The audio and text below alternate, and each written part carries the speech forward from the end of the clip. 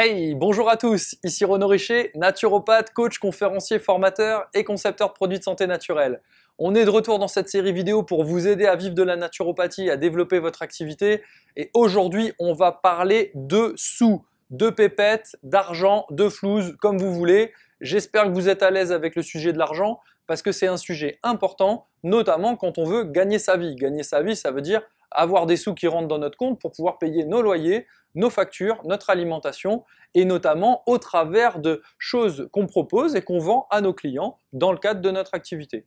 Donc avant de vous en dire plus là-dessus, surtout si ce n'est pas encore le cas, pensez à vous abonner à la chaîne YouTube et à activer la petite cloche grise pour être prévenu des prochaines vidéos.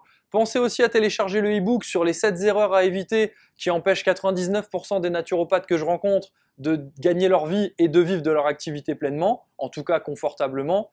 Ça pourra vous aider. Et puis là, on y va sur ce sujet de l'argent. Ce sujet de l'argent, c'est notamment, faut-il, et c'est une question qu'on me pose souvent, vraiment, notamment chez les étudiants en naturopathie, rarement chez ceux qui sont en activité, et ça se comprend, vous allez voir, faut-il proposer des consultations gratuites quand on démarre? Effectivement, on peut être tenté parce qu'on a peur de la crédibilité que l'on a lorsqu'on démarre. Alors on se dit finalement, comme j'ai peur d'être pas crédible, si je propose des choses gratuites, bah finalement les gens en auront pour leurs sous même si je suis pas crédible. C'est pas faux, c'est pas faux. Maintenant, la crédibilité, c'est pas quelque chose qui dépend d'une notion d'argent. Si vous annoncez une attente à quelqu'un, vous lui dites je vais t'aider à améliorer tes problèmes, ta vie, ta santé, ton bien-être, je vais t'aider à faire des progrès dans ta vie, et que vous lui proposez ça en lui disant que c'est gratuit, il peut très bien être insatisfait parce que vous n'avez pas répondu à l'attente que vous avez créée.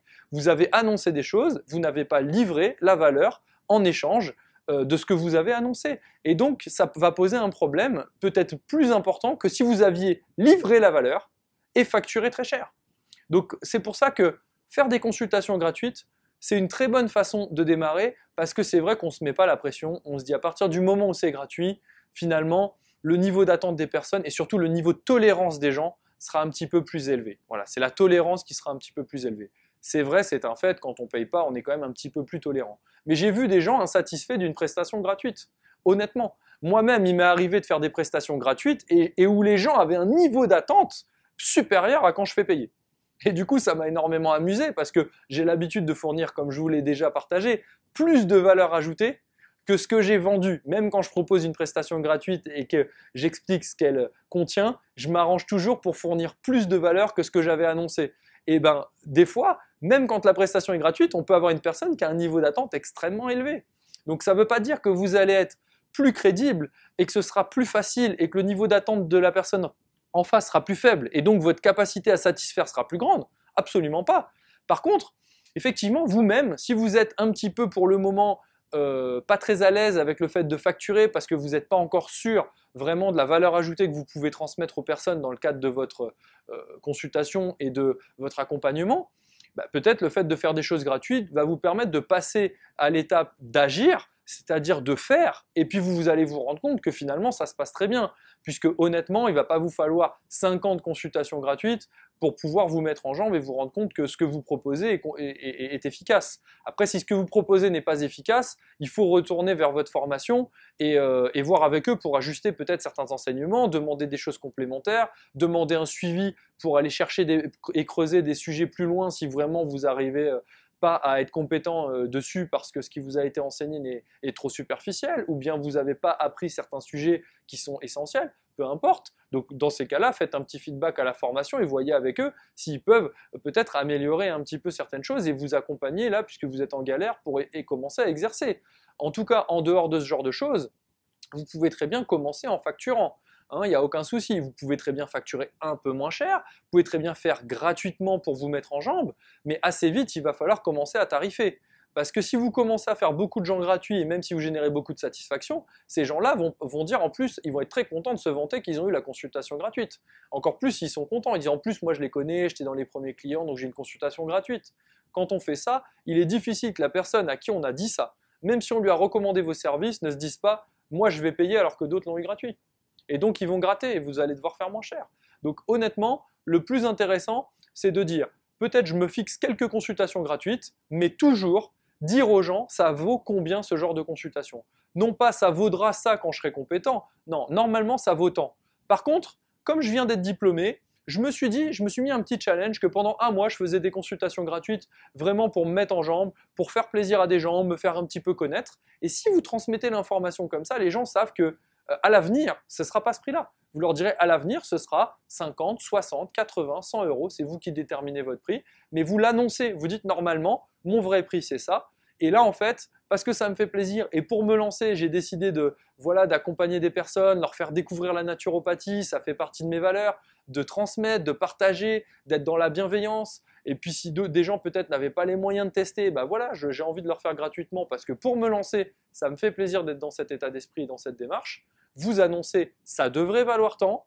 Par la suite, ça vaudra tant, c'est-à-dire c'est juste ce mois-ci, le mois prochain, c'est normal. Donc surtout, si vous expliquez à quelqu'un que vous êtes venu me voir, annoncez-lui que ce sera payant. Enfin, dites-lui pas il aura quelque chose de gratuit, ça ne sera pas le cas. Voilà, vous annoncez à l'avance.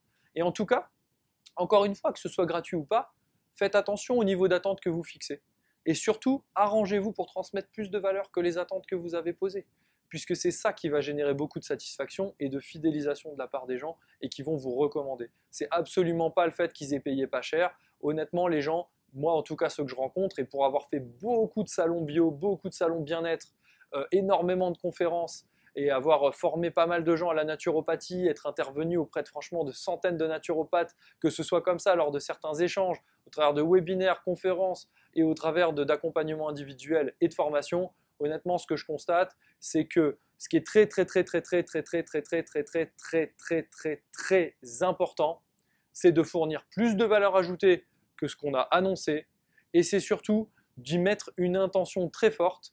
Le tarif, c'est pas ce qu'il y a de plus important, c'est vraiment de dire je transmets de la valeur et que la personne en ait pour ses sous, parce que les gens préfèrent nettement, et je vous le dis depuis des années que j'accompagne des gens, je vois bien que les gens préfèrent payer pour avoir beaucoup de valeur ajoutée plutôt que d'avoir un truc gratuit où ils ont perdu leur temps et où au final à la fin on leur demande d'acheter 20 produits où la personne est commissionnée puisqu'elle fait des trucs gratos mais que c'est en fait pour toucher 40% chez un laboratoire sur ce que la personne achète et c'est hors de prix. Donc voilà, il vaut mieux transmettre beaucoup de valeur, il vaut mieux tarifer, peut-être faire une petite ristourne, peut-être dans un premier temps faire du gratuit si vraiment vous voulez vous lancer, vous mettre le pied à l'étrier, mais toujours valoriser ce que ça devrait valoir et ce que vous auriez dû facturer pour que la personne sache que c'est professionnel. Et surtout, si vous faites des consultations gratuites, faites-les dans un environnement et avec une trame de travail identique à si vous facturiez.